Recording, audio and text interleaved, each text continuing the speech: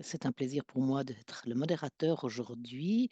Rester mobile en voiture en toute sécurité.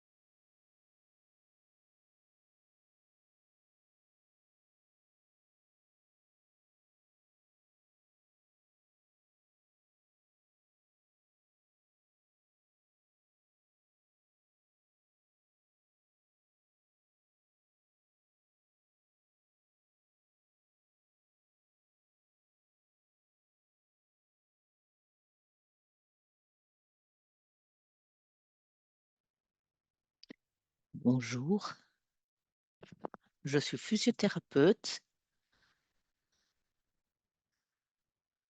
Je travaille pour des groupes de seniors.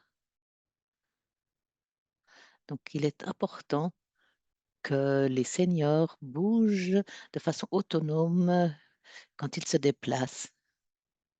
C'est pour ça que je vais commencer avec une présentation en disant que le vieillissement est un processus biologique normal qui peut réduire la mobilité au volant. Donc, nous bougeons de manière différente pendant la vieillesse. Donc, nous ne devons pas perdre nos facultés. Et donc, pour cela, il faut les entraîner.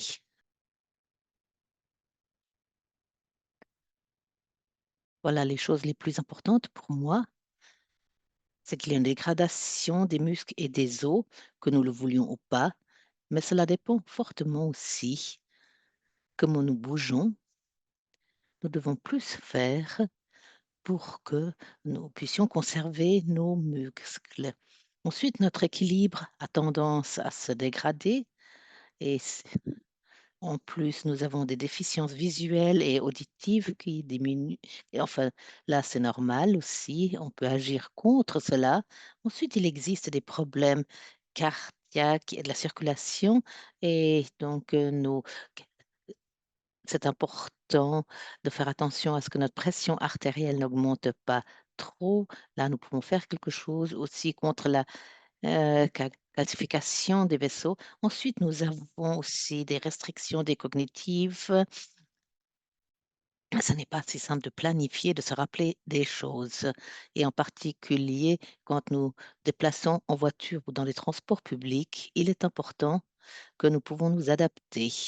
Ensuite, évidemment, les médicaments ont une grande influence car beaucoup de personnes plus âgées prennent des médicaments et du point de vue statistique, il est clair que celui qui prend plus de 5 médicaments, cela a une influence sur l'équilibre et pas une bonne influence. Donc venons-en justement aux statistiques. 80 non, 87 seniors meurent toutes les années avec des accidents de la circulation et ce sont surtout les seniors qui ont, lors d'accidents de la circulation, ont des blessures mortelles et 28 sont des piétonnes et piétons de ces victimes.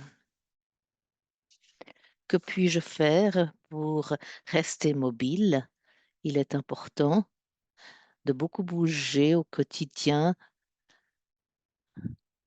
peut-être bouger plus que ce qu'on aurait aimerait le faire. C'est pour ça on a un petit résumé ici des choses importantes. La chose importante, et c'est une bonne nouvelle, c'est qu'on n'est jamais trop vieux pour promouvoir sa mobilité. Même s'il s'agit de conduire en voiture, il est important au quotidien de faire des exercices simples afin de ne pas perdre ses facultés. La force et l'agilité, donc là, il s'agit surtout de renforcer la musculature des jambes pour qu'on ne tombe moins facilement. Et ici, j'ai un modèle pour faire quelques exercices simples pour renforcer la musculature des jambes. J'aime travailler avec la bande Terra parce que ça donne une certaine résistance et on sent les muscles et voilà, ça, si vous avez Steve, voilà, vous voyez qu'ici, il a déjà la bande Terra dessous et il est déjà accroupi.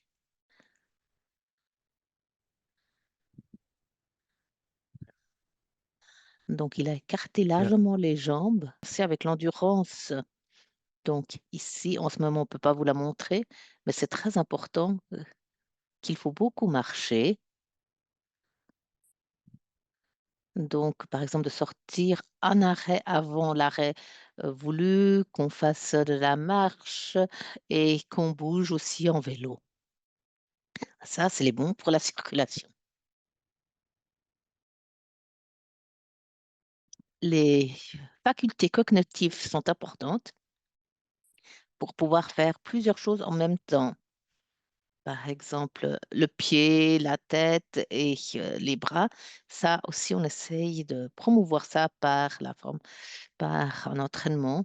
Et aussi, évidemment, pour avoir un meilleur équilibre ensuite, et de coordonner divers mouvements. Ce qui est important, c'est la force mentale afin qu'on soit bien en se déplaçant et aussi d'avoir une résistance psychique.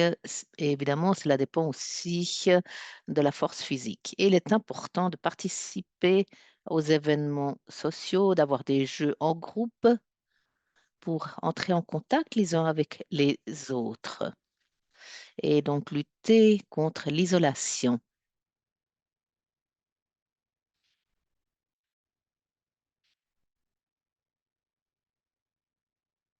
Donc, nous en étions à la force et agilité. Donc, maintenant, on va montrer quelques exercices. Donc, pour montrer ces exercices, donc 2 minutes pour montrer ces exercices. Donc, on écarte les jambes. Ensuite, on peut s'accroupir comme si on faisait du ski. Et donc de faire ça plusieurs fois, c'est bon aussi pour le dos. Ça, c'est un exercice qu'on peut faire 15 à 20 minutes chez soi à la maison et cela apporte beaucoup d'efficacité. Ce qui est important, c'est de faire des exercices au quotidien. Donc, par exemple, écarter les jambes, on fait un pas, et puis ensuite, par exemple, si on veut lasser ses chaussures, voir comment on peut faire ça. Et oui, c'est important si une personne tombe, qu'elle arrive aussi de nouveau se relever par elle-même. Voilà, on voit un peu comment cet exercice, en se mettant sur les genoux, là, en partie. Donc ça, c'est vraiment une prévention des chutes. Ensuite, la mobilité dans le domaine de la nuque et des épaules. Donc mettre les épaules en arrière, les bouger vers l'avant et vers l'arrière surtout. Ensuite, tourner la tête. Voilà, peu importe si on se déplace en transport public, ou en voiture ou à pied, comme ça, on a un meilleur champ de vision et on est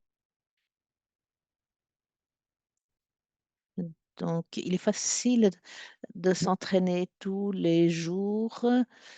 Donc, on se met sur une jambe. Ensuite, on essaie de se mettre en équilibre en tirant le genou vers le haut et si on y arrive bien, on peut fermer les yeux. Dans ce cas-là, c'est pas si ennuyeux que ça. De tels exercices sont vraiment praticables au quotidien, on peut les faire partout. Ensuite, on a encore, on fait cela en tandem, quasiment, on met les deux pieds l'un devant l'autre. Donc, on a besoin d'une surface aussi pour se tourner. Et tu tournes la tête à droite et à gauche.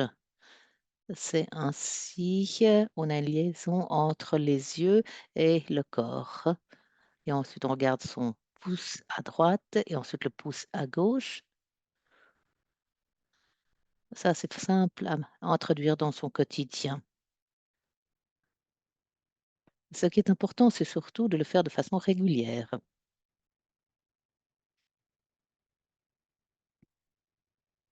Je crois qu'on a parlé déjà du reste. Ce qui est important maintenant, c'est qu'on exécute de façon régulière, donc quotidienne, ces mouvements et qu'on les intègre dans son quotidien. C'est seulement ainsi qu'on développe des automatismes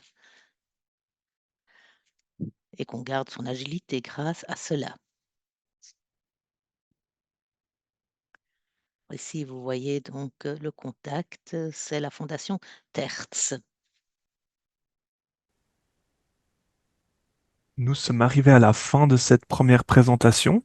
Euh, et si ce que je dis est exact, nous avons une petite vidéo qui va commencer avant d'avoir les présentations de messieurs Jean-Pierre Corr et Sébastien Tombé qui vont nous présenter l'organisation Senior Drive et puis ce qu'ils organisent et ce qu'ils font. Alors avant de leur céder la parole, euh, Rolf va nous partager l'écran et nous allons regarder une vidéo. Merci beaucoup.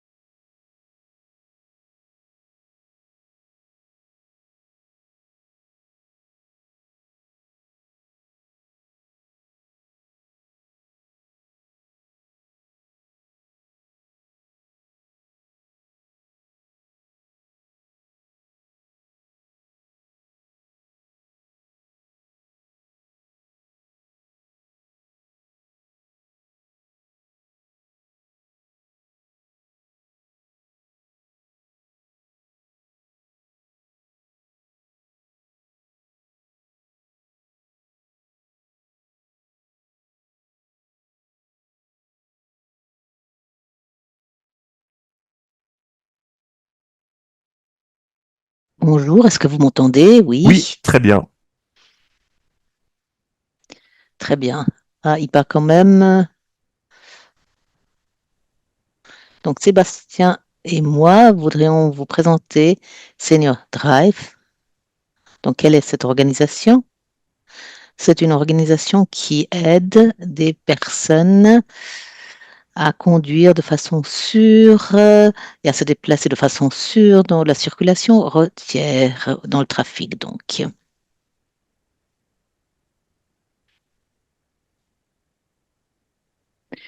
nous vont montrer ce que c'est Senior Drive avec une introduction. Ensuite, on vous donnera un résumé sur les défis pour les seniors dans le trafic routier. Et ensuite, on vous présentera les programmes d'entraînement de Senior Drive. Alors, qu'est-ce que c'est Senior Drive? Voilà, Senior Drive. Qu'est-ce que c'est? C'est une association, en fait, de moniteurs d'auto-école et de médecins spécialistes de la circulation routière qui ont décidé de se mettre ensemble pour permettre aux personnes âgées, d'être le plus longtemps mobiles dans la circulation routière et de pouvoir faire de la prévention et de la formation par rapport à ça. C'est une association, voilà, avec un nom en anglais, Senior Drive, parce qu'effectivement, nous voulons être euh, euh, et représenter la Suisse entière et ben, on n'avait pas tellement le choix de mettre ça en anglais pour que ça soit euh, compréhensible pour toutes les langues qu'on a en Suisse. Et c'est pour ça que vous avez le Senior Drive. C'est une association qui s'est pas toujours appelée comme ça. D'ailleurs, avant, c'était un nom dont même moi, qui fais partie du comité, ne me rappelle plus exactement des lettres exactes en allemand, mais c'était incompréhensible. Et du coup, Senior Drive est beaucoup plus facile, surtout pour moi, francophone que je suis. Et nous, on veut vraiment permettre aux personnes âgées de rester mobiles le plus longtemps possible avec la voiture. Et cela passera par différents stades, mais ben, là, on commence par la prévention et vous verrez qu'il y a un module formation qui suit. Jean-Pierre, tu peux continuer. Voilà. Alors, juste, je me présente comme ça, on coupe après et on part en allemand. Moi, c'est Sébastien Tombé, je suis moniteur d'auto-école depuis 2011 et je fais partie du comité Senior Drive pour tout ce qui est responsable de la Suisse romande. Pour l'instant, Senior Drive est très présent en Suisse allemande. On est en train de construire la Suisse romande et le Tessin pour pouvoir permettre aux personnes âgées d'avoir des répondants dans la Suisse entière. Merci Jean-Pierre.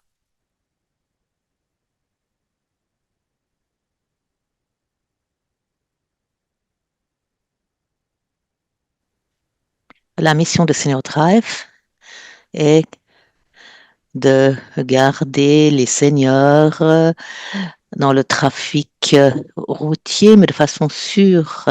Nous savons tous que nous avons des problèmes non seulement corporels, mais que nos facultés cognitives diminuent aussi. Donc, il y a plus de personnes âgées qui sont engagées dans des accidents et notre vision, c'est que on voudrait nous y opposer, c'est-à-dire qu'on forme les seniors afin qu'ils circulent d'une façon sûre et qu'ils puissent participer plus longtemps aussi de façon sûre avec leur voiture. Et notre objectif suprême, évidemment, est de renforcer la sécurité routière. Nous faisons cela grâce à des formations individuelles et un coaching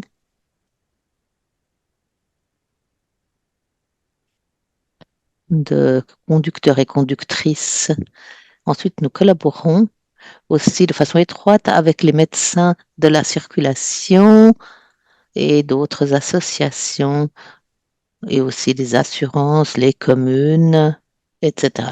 La collaboration se fasse de telle façon que nous sommes en échange avec la clientèle et que nous avons des programmes de formation dans ce domaine pour les automobilistes plus âgés. Quels sont les défis pour les seniors par rapport à la circulation routière? On va vous les exposer et pour nous dire qu'est-ce que nous pouvons faire pour contrer cela. Bien entendu, dans la présentation précédente, vous avez pu voir déjà un aperçu des différentes problématiques qu'on a dans la circulation routière. Et là, on vous les a remis par rapport à comme nous, on le voit dans Senior Drive ou avec Senior Drive. Donc, physiquement, on a souvent des diminutions de l'acuité visuelle, réduction de l'audition. Le temps de réaction est prolongé et on a une diminution de la mobilité. Et la motricité fine, c'est-à-dire que au volant, des fois, c'est compliqué de pouvoir avoir des mouvements fins et qui peuvent compenser ce qui pourrait se passer sur la route. Cognitivement, nous pouvons avoir aussi des conséquences sur la conduite, hein, avec le traitement plus lent de certaines informations, des problèmes avec les tâches multiples, quand il faut presser sur l'embrayage, en mettant la main sur le pommeau de vitesse, en changeant la vitesse, en relâchant l'embrayage, en remettant des gaz. Tout ça fait que, en même temps, on tient un volant et on regarde de l'avant. Et c'est possible que là, le piéton qui traversait dans 20 mètres le passage piéton, puisse ne pas être pris en compte. Et, et ça pourrait poser de graves problèmes, ainsi que la diminution de la capacité de l'attention et le retard dans la prise de décision. Hein, tout d'un coup, on n'est plus trop sûr de nous. Est-ce que c'était vraiment là qu'on devait tourner? Ah non, c'est un petit peu plus loin. Et puis, du coup, devant, derrière, c'est possible que d'autres automobilistes mettent la pression. Et, et en fait, ça va rendre le stress encore plus grand. Et en plus, et après, émotionnellement, effectivement, on se rend compte avec les seniors qu'il y a beaucoup de peur et d'insécurité dans la conduite, ou plutôt une perte de confiance dans les capacités à conduire des personnes âgées. On se rend compte qu'il y a beaucoup de gens qui croient gêner les autres ou qui veulent surtout ne pas gêner les autres et du coup commencent à conduire de façon, euh, pas de façon sûre, mais de façon à éviter que les autres soient mécontents de nous. Et, et là, eh ben, non. Nous, on veut pas d'accident. On a la vision qu'il est possible qu'on arrive à 0 mort sur la route en Suisse. Et du coup, c'est pas en roulant comme les autres veulent que je roule que ça arrivera. C'est en roulant de la manière dans laquelle moi, je suis le plus sûr sur la route que ça arrive. Et ce sentiment de perte de contrôle, la surcharge face à l'utilisation de nouvelles technologies automobiles, ça, c'est des choses qui viennent en plus avec les nouvelles voitures qu'on pourrait acheter. Aujourd'hui, il est compliqué de ne pas avoir de technologie dans la voiture. Et du coup, ça rend encore plus, ça rend encore plus haut ce manque de confiance quant à la capacité à conduire. Et nous, on aimerait permettre aux seniors de pouvoir pallier à ça et d'être sûr sur la route. Scott?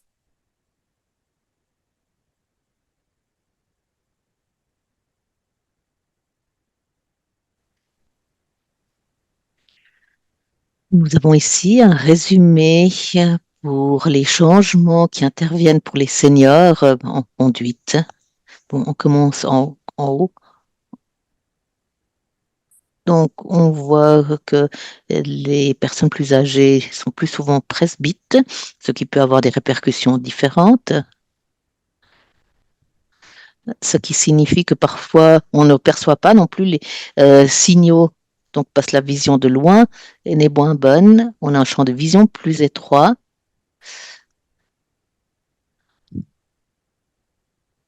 Enfin, ça peut se développer peu à peu à ce qu'on ait un champ de vision rétréci, de sorte que les informations au bord de la route sont moins facilement reconnaissables de loin, ou parfois même on ne les voit pas du tout, car le champ de vision est restreint. Donc, il suffit de penser au glaucome et d'autres maladies de ce genre, des maladies. Donc, nous avons une vision qui est devenue différente des couleurs. Donc, ce qui rend plus difficile de reconnaître les signaux lumineux. En plus, on a aussi parfois un problème de surdité ou l'essoufflement. Donc, on n'entend plus les signaux que d'autres personnes nous envoient, rien que pour le problème d'acoustique. Donc, les voitures deviennent de plus en plus isolées du bruit ambiant. Et cela s'ajoute à la surdité. Et aussi, c'est un peu difficile si maintenant on n'entend plus, par exemple, les ambulances ou la police. Et on est restreint aussi dans sa mobilité, qu'on ne regarde pas assez à l'extérieur ce qui se passe et dans le rétroviseur. Ensuite, l'essoufflement peut devenir un problème, car ainsi on a moins d'oxygène, on se fatigue plus vite et les réactions se font de façon moins rapide. Ensuite, normalement, nos cervicales et lombaires deviennent plus raides. On ne peut plus voir de côté.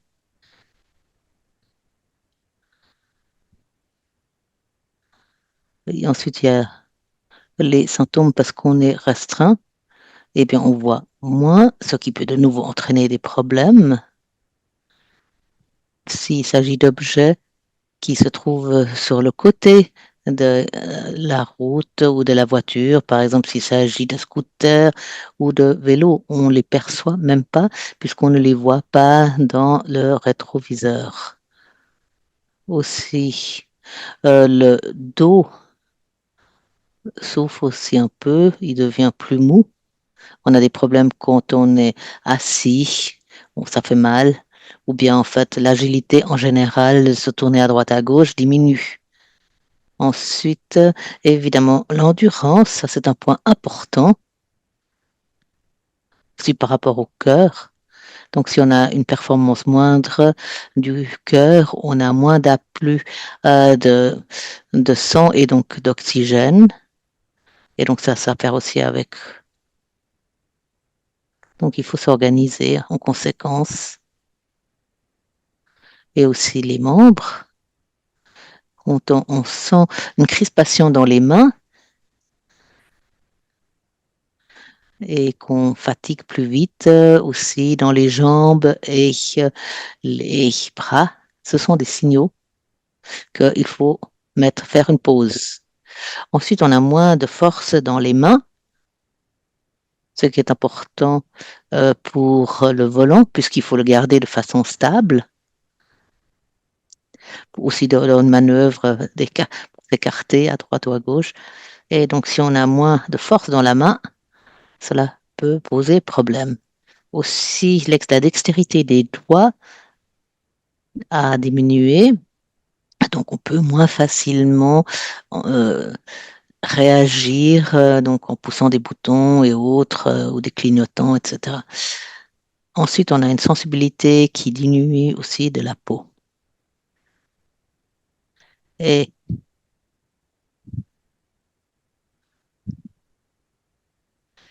donc, cette sensibilité de la peau qui diminue, on connaît le terme de popomètre, donc on est moins sensible. Cela peut être restreint par rapport à ce qu'on vivait dans sa jeunesse. Et cela signifie qu'on réagit plus de façon assez rapide ou alors qu'on aurait pu le faire. Et évidemment aussi une diminution de la masse musculaire. Voilà. Pourquoi une formation spéciale à la conduite est-elle importante pour les seniors? Eh bien, justement, physiquement, on aimerait pouvoir donner des outils aux seniors pour éviter que le temps de réaction se prolonge et compenser en fait la diminution de l'acuité visuelle, de la réduction d'audition et compenser la diminution de la mobilité et des problèmes de mobilité fine. Et l'idée, c'est vraiment de donner des outils concrets. On va réellement conduire avec les personnes âgées pour leur donner la boîte à outils qui permet justement de rester sûr. Donc, quand je dis sûr, c'est en sécurité sur la route et qui va permettre d'éviter des temps de réaction trop prolongés parce que c'est vraiment ce temps de réaction qui est un des gros facteurs d'accident. Effectivement, si vous avez besoin, on parle aujourd'hui de 2 secondes de temps de réaction et on peut augmenter jusqu'à 4-5 secondes de temps de réaction avec les problématiques physiques qui arrivent avec l'âge. Et du coup, eh ben, ça veut dire que pendant 2 à 3 secondes supplémentaires, vous êtes juste incapable de gérer par rapport à comme vous étiez capable avant. Et ça, c'est pas le problème n'est pas dans le fait de avoir un temps de réaction prolongé. Le problème est dans le fait de ne pas avoir les outils qui permettent de combler ça. Parce que le gamin qui traverse la route dans 50 mètres sur le passage piéton, eh ben celui-là, il est hyper important et c'est celui-là qu'on veut gérer. Et du coup, on a vraiment envie de donner ces outils pour que les personnes âgées, les seniors, puissent vraiment physiquement rester, capables de conduire et d'être en sécurité sur la route pour soi-même et pour les autres. KP.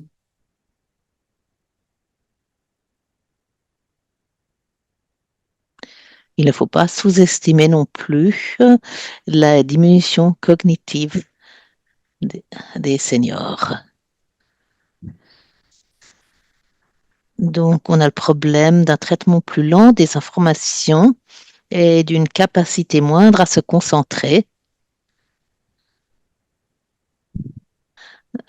Donc, reconnaître les situations dans le trafic.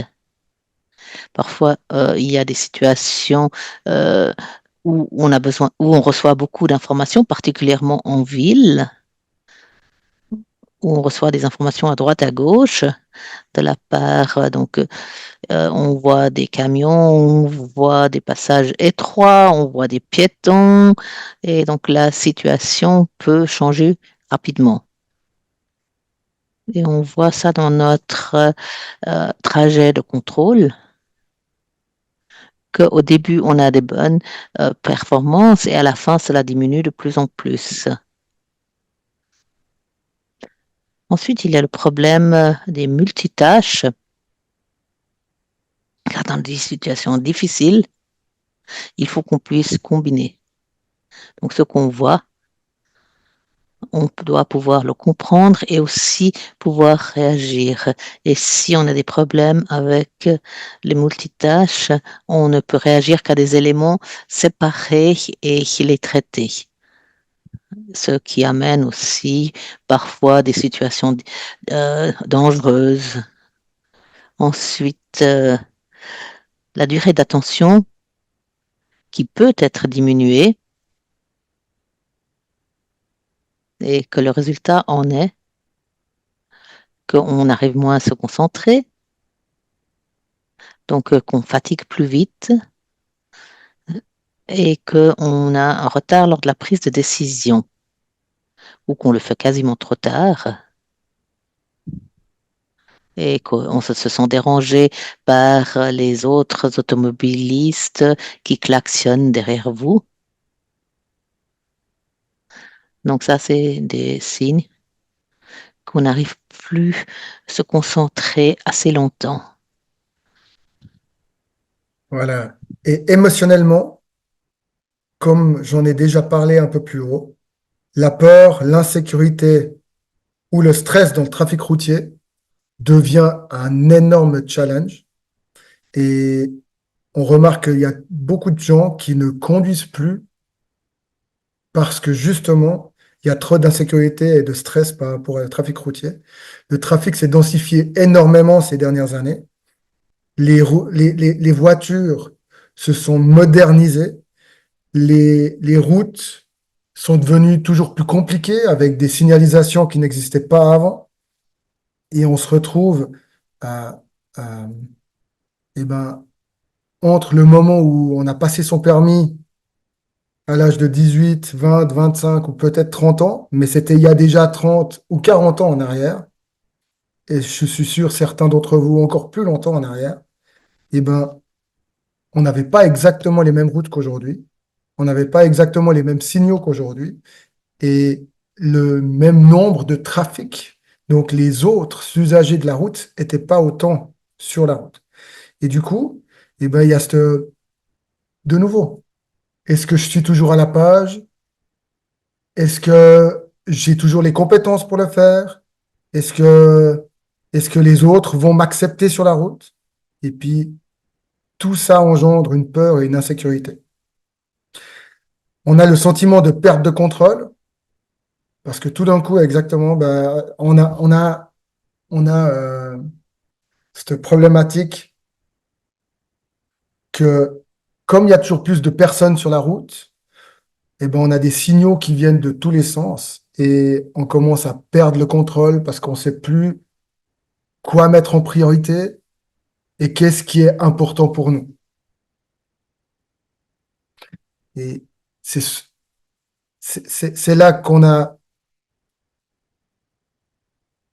un levier extraordinaire d'être capable de se remettre à notre place et de pouvoir voir ce qui est important pour nous en tant que conducteurs et pas ce qui est important pour les autres.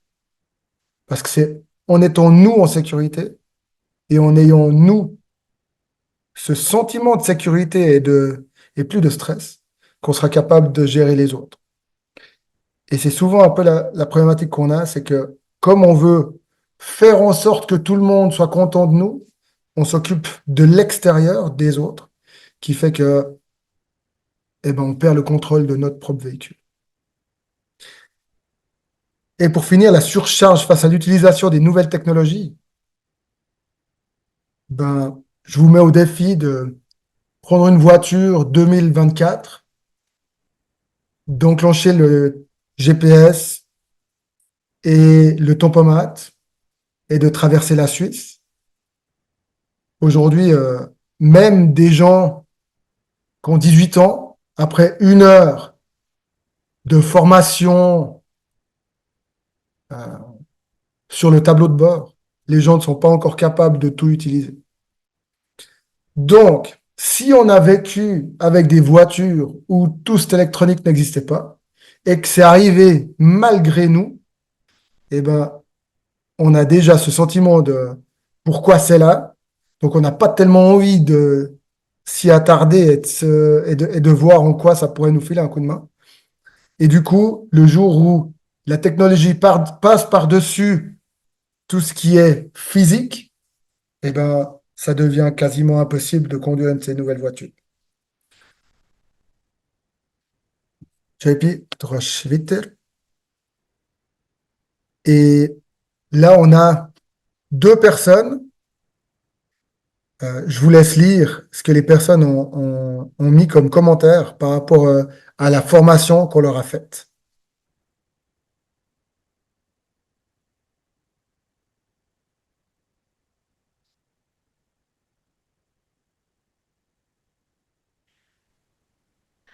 Donc, en fait, l'idée, c'est que vous puissiez circuler plus longtemps de façon sûre dans le trafic routier. Alors, comment est-ce que nous faisons cette formation pratique? Donc, alors, nous en parlons avec vous d'abord. Donc, on fait, et on discute aussi avec des médecins s'il le faut, pour voir quels sont vos besoins. Donc, on fait d'abord un trajet de contrôle qui est consigné et parfois aussi, ce sont des offices, des voitures qui vous envoient chez nous. Ici, vous voyez les différents éléments. Donc, si on a un trajet de contrôle, cela sert à voir quelle est votre situation spécifique dans le trafic. Ensuite, il y a une formation personnalisée sur la base de ce trajet de contrôle. Par exemple, si on parle maintenant, il y a des personnes qui ne savaient pas comment se comporter dans un giratoire, comment rentrer et sortir de ce dernier, ou bien est-ce qu'il faut toujours accorder la priorité à la droite? Et donc, on fait attention, mais on ne sait plus comment fonctionne vraiment la priorité de droite. Et donc là, il faut entraîner les personnes et voir aussi si la sécurité est encore bonne de ces personnes, qu'il faut maintenir évidemment. Et comme déjà dit, donc on va voir si la personne peut bien tourner la tête encore à droite ou à gauche, ou sinon on a une formation dans ce domaine-là pour gagner d'agilité. En plus, nous avons l'analyse et le conseil par rapport aux moyens auxiliaires techniques pour aider à la conduite. Et tout cela, on en fait un procès verbal pour les services de conseil ou les médecins pour savoir où vraiment former la personne. Aussi, on a une formation de conduite de refresher 66, 60 plus, et cela, on le fait sur notre installation à la conduite. Et ensuite, on prépare aussi des personnes au service des automobiles bon, pour montrer comment est-ce qu'on fait des manœuvres d'évitement. Donc, au bord de la route, et ça, on peut vraiment exercer cela sur l'installation d'entraînement de la conduite. Et on peut aussi voir comment réagir quand la voiture glisse et comment sauver sa voiture et sauver aussi évidemment la conductrice ou le conducteur. Ce que nous faisons aussi, c'est des trajets de contrôle. Si vous devez vous présenter au service des automobiles, ce qui est le cas après, je crois, 75 ans, et ou parce que vous êtes conduite d'une façon étrange dans le trafic. Alors donc là, on vous prépare à cela. Là, Donc là, on essaie de détecter les faiblesses et de les contrer avec cette formation. Et ensuite, que vous soyez sûr, si vous ne, vous ne pouvez pas passer ce test du trajet de contrôle, dans ce cas-là, vous perdez votre permis immédiatement.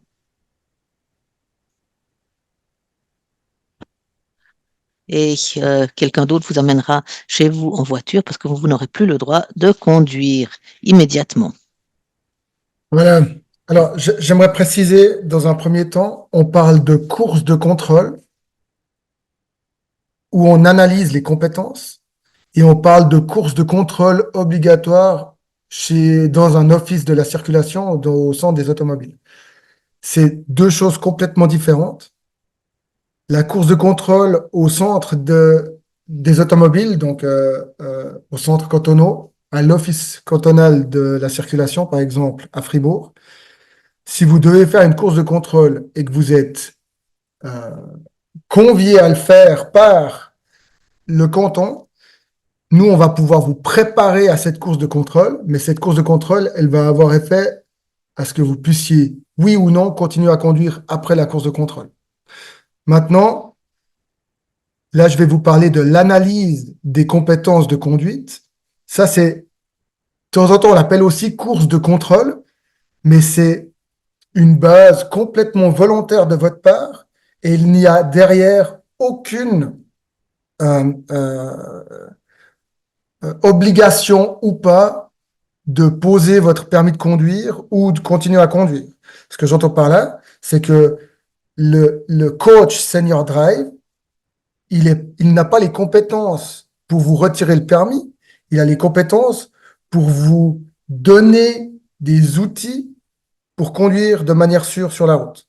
Et si vous faites une course de contrôle avec un coach senior drive et que vous faites l'analyse des compétences, eh ben, vous allez pouvoir avoir en fait un tableau de bord de comment vous roulez. Et si c'est sûr que vous puissiez vous être mobile sur la route, ou bien vous avez encore des lacunes dans certains domaines. Mais c'est à vous après, et c'est que vous et votre médecin traitant qui allez pouvoir décider si vous voulez continuer à conduire ou pas. Nous, on est vraiment là comme une aide à côté qui permet de discerner si la compétence de la conduite est là ou pas. Hein, je pense que certains d'entre vous ont déjà fait des tests médicaux pour savoir s'ils pouvaient continuer à conduire. Et vous êtes d'accord que chez le médecin, vous n'allez pas dans la voiture, vous n'allez pas conduire un petit bout pour voir si vous êtes toujours compétent. Et l'idée du Senior Drive et de Senior Drive, c'est de pouvoir, en fait, mettre aussi euh, en lumière ce qui se passe réellement sur la route et pas seulement chez le médecin.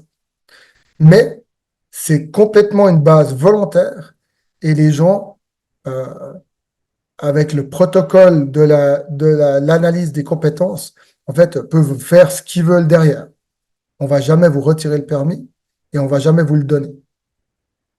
Alors, les 7 étapes de l'évaluation, on va évaluer un tronçon de route classique, euh, souvent plutôt en dehors de l'agglomération, dans des villages. On va voir des intersections faciles. Ensuite, on va pouvoir voir aussi la capacité visuelle.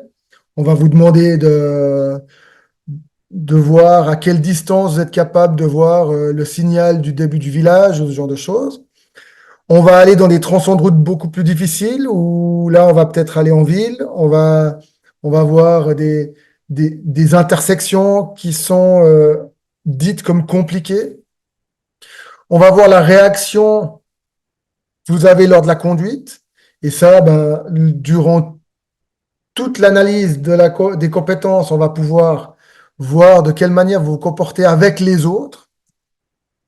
Ensuite, conduite en marche arrière et manœuvre. On va vous demander de vous parquer. On va vous demander de faire un peu de manœuvre, de voir comment vous comportez et surtout quelle aide à la conduite vous utilisez si on a dans votre voiture. Et dans les manœuvres, on va faire un exercice de freinage d'urgence, ce qui va nous permettre aussi de voir de quelle manière vous êtes capable de réagir lors de la conduite. Une fois qu'on a fait ça, on va avoir certaines discussions sur les risques de différentes maladies, peut-être que vous avez ou pas, les différents accidents que vous pourriez avoir et les différents comportements à adopter, hein. Et souvent, une des questions que je pose, c'est quel est le numéro d'urgence si vous vous sentez mal? Et, et là, je suis assez étonné de voir qu'il y a beaucoup de monde qui a de la peine à répondre, que ce soit le 144, le 118, le 117. Euh, on s'en fiche lequel, c'est un de ces trois qu'on appelle et les secours arrivent. Et souvent, eh ben, il existe des autocollants qu'on reçoit par la poste pour financer des associations. Et puis, ça vaudrait peut-être la peine de le mettre de manière visible dans la voiture. Parce que j'ai remarqué que le 118, le 117 et le 144 n'étaient pas connus de tout le monde. Ou en tout cas, peut-être oubliés. Et à la fin, on va discuter aussi sur les effets de l'alcool et des médicaments et du mélange des deux sur la sécurité routière et la manière de circuler sûr sur la route. Scott? Donc, j'en viens maintenant à la formation mentale. Donc, avec les seniors, on essaye d'améliorer la concentration et l'attente dans le trafic, donc de ne pas se laisser distraire. Et, et donc, pour cela, on a des exercices. Ensuite aussi, gestion du stress, on a des techniques pour réduire la peur et la nervosité dans des situations stressantes. Comme exemple, on fait des exercices de concentration. On répète aussi la conduite sur des tronçons qui sont difficiles, où il y a eu des problèmes, et comment réagir dans des situations stressantes. Donc, par exemple, aussi sur l'autoroute ou de nuit. Là, généralement, ça stresse aussi un peu. Et aussi notre préparation. Donc là, on peut donner des conseils. Donc, utilisation de nouveaux médias. Et donc, se préparer, quelle route je vais choisir et comment est-ce que je peux contourner une route.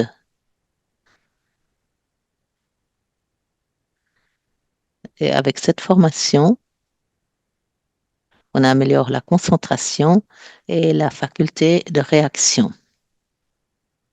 Voilà. Et l'idée est aussi de mettre à jour ben, un petit peu le cockpit de la voiture, entre la voiture avec laquelle vous avez fait passer votre permis à l'époque et la voiture que vous conduisez aujourd'hui. Il y a sûrement deux, trois choses qui ont changé. Aujourd'hui, on a l'ABS, aujourd'hui, on a la direction assistée, mais on a aussi tout ce qui est infodivertissement et assistance à la conduite. Et peut-être bien qu'il y a des choses qu'on n'a pas envie de donner à un ordinateur parce que c'est de la sécurité routière, mais il y a plein de choses qui peuvent nous assister. Et c'est pour ça qu'en Suisse, on a toujours l'obligation d'être derrière le volant et c'est nous qui sommes responsables. Mais par contre, on peut utiliser l'assistance technique et l'assistance à la conduite qui peut nous permettre de faciliter les passages de routes difficiles, de diminuer le stress et de diminuer aussi la fatigue de la conduite. Et tout ça fait que derrière, on a une amélioration de la sécurité routière.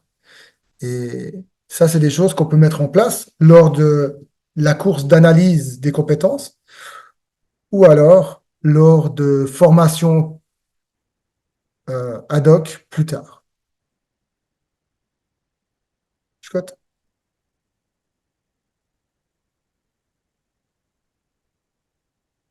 Merci beaucoup que vous étiez ici à nous écouter et peut-être que vous allez nous contacter à l'avenir.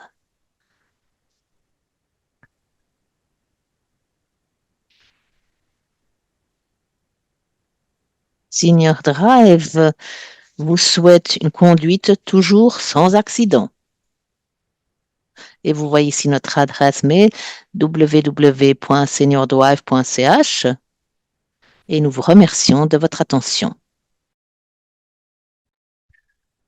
Merci beaucoup pour votre présentation, Jean-Pierre et Sébastien. On a là un petit moment de discussion pour quelques questions qui seraient parvenues. Pour ce faire, n'hésitez pas à utiliser le chat. Pour le moment, il n'y en a pas encore eu de questions. Je me permets d'en poser une. On connaît tous l'adage mieux vaut tard que jamais. Jean-Pierre et Sébastien, est-ce que vous avez l'impression que des fois les participants au cours viennent un peu trop tard? Est-ce qu'il y a un bon moment pour faire appel à vos cours? Quand est-ce qu'on devrait se dire, ah ben tiens, il faudrait là quand même peut-être que je fasse quelque chose? C'est une excellente question et c'est un thème qui vient depuis le début, en fait. On regarde dans tous les corps de métier, on a de la formation continue. Dans tous les loisirs, on a de la formation continue. Et sur la route, eh ben, à partir de 18 ans, eh ben, on est maître de son véhicule, on est, euh, on est capable de tout gérer et ça jusqu'à la fin de notre vie. Et il n'y a aucune obligation. Et d'ailleurs, souvent, je fais l'analogie avec l'acuité visuelle. En règle générale, quand on va voir la première fois un opticien, c'est quand on a les bras qui sont plus assez longs pour lire le journal. Et du coup, on se rend compte qu'il faut l'opticien. Et, la conduite, c'est un peu pareil. Et c'est là que on parle de senior drive aujourd'hui, mais en fait, ça pourrait être un refresh drive, comme on pourrait le dire, parce que le refresh ou la formation continue peut se faire. Vous faites une journée tous les 10 ans et vous êtes toujours au top du top, et comme ça, vous augmentez vos chances de sécurité tout au long de votre vie. Merci. Vous avez montré tous les divers aspects, divers et variés de votre cours. Là, peut-être pour savoir un peu les participants, tes participants, généralement, qu'est-ce qui les marque? Est-ce qu'on arrive à voir des éléments qui sont vraiment marquants à la fin du cours? Qu'est-ce que les personnes se rendent compte vraiment?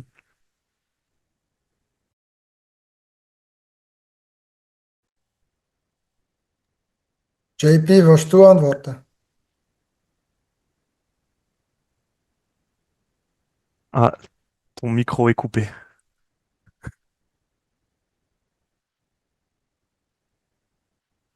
Je n'ai La, pas compris la question. la question était de savoir à la fin des cours, en général, qu'est-ce qui les marque?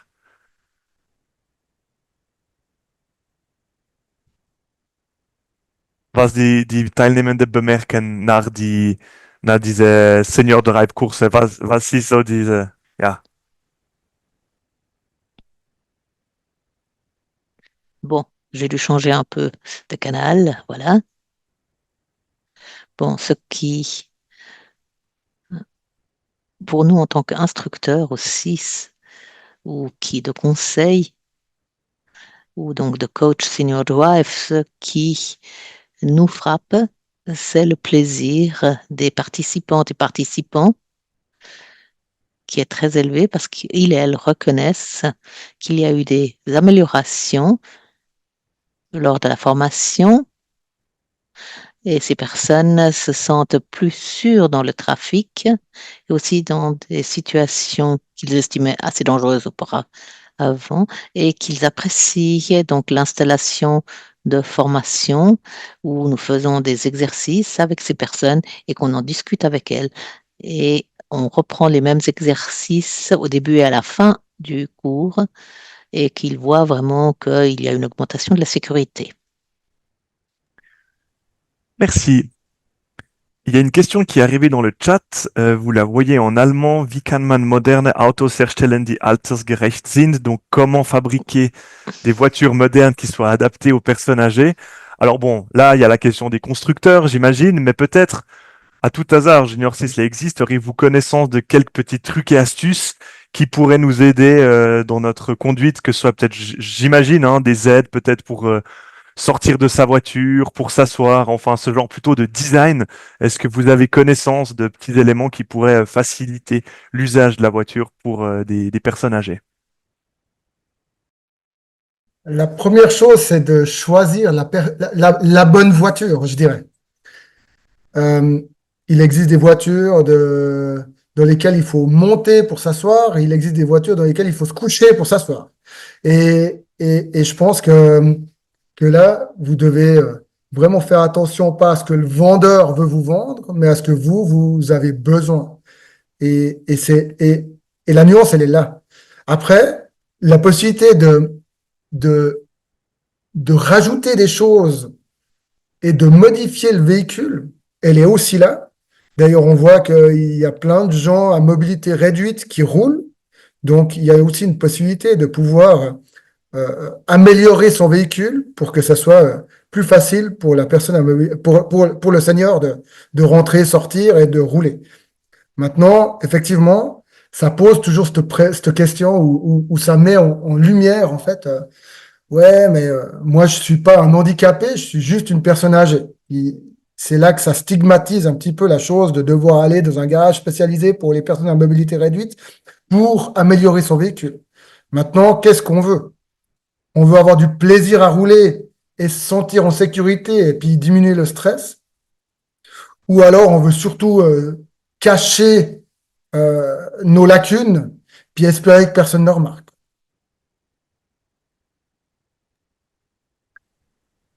Merci pour la réponse. Quelques autres questions sont venues notamment sur les questions des offres de covoiturage. Ça sort peut-être un petit peu là du cadre.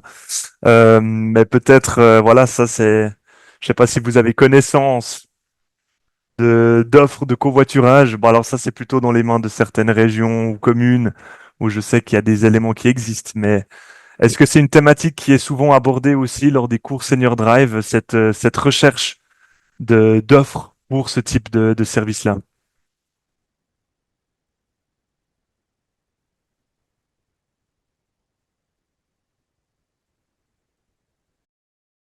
Oui, nous avons différentes formations dans ce domaine, aussi sur l'organisation du covoiturage, donc par exemple pour des institutions de maintien à domicile ou les organisations de Pixie Taxi ou de la Croix-Rouge aussi qui offrent ces services. Ça, ce sont des organisations fêtières qui s'en occupent. Mais donc, un bon truc aussi, c'est qu'on s'organise en privé aussi, que quelqu'un qui est encore plus jeune s'occupe de conduire et ou bien de faire exécuter par quelqu'un d'autre un trajet, par exemple pour aller au médecin ou pour faire ses achats. Donc ça, ce serait possible de s'organiser en privé. Merci beaucoup pour vos réponses. Remerciements également dans le chat. S'il n'y a pas d'autres questions ou d'autres éléments conclusifs que vous souhaiteriez dire, oui, Sébastien. Oui, je vais mettre dans le chat les trois flyers, respectivement le flyer Senior Drive en trois langues. Comme ça vous permet enfin, de pouvoir télécharger le PDF directement. Merci. Super. Merci beaucoup. J'imagine aussi que nous retrouverons ben, toutes les diverses informations relatives à ce webinaire sur le site Restez Mobile, où vous aurez accès aux présentations et aux diverses informations. Merci beaucoup à vous, chers panélistes et chers spectateurs, pour votre participation et pour ces échanges d'informations et d'expériences. Notre série de webinaires continue. Nous avons le 2 décembre, si je ne dis pas de bêtises, c'est un lundi, même heure de 9h30 à 11h, le troisième et dernier webinaire de cette série qui est sur la thématique donc du vélo et du vélo électrique. Restez mobile avec votre vélo et votre vélo électrique. Donc voilà, 2 décembre, 9h30, 11h, vous trouvez toutes les informations sur restezmobile.ch. Voilà, merci beaucoup pour votre participation et à toutes et tous une excellente journée et à bientôt. Merci beaucoup.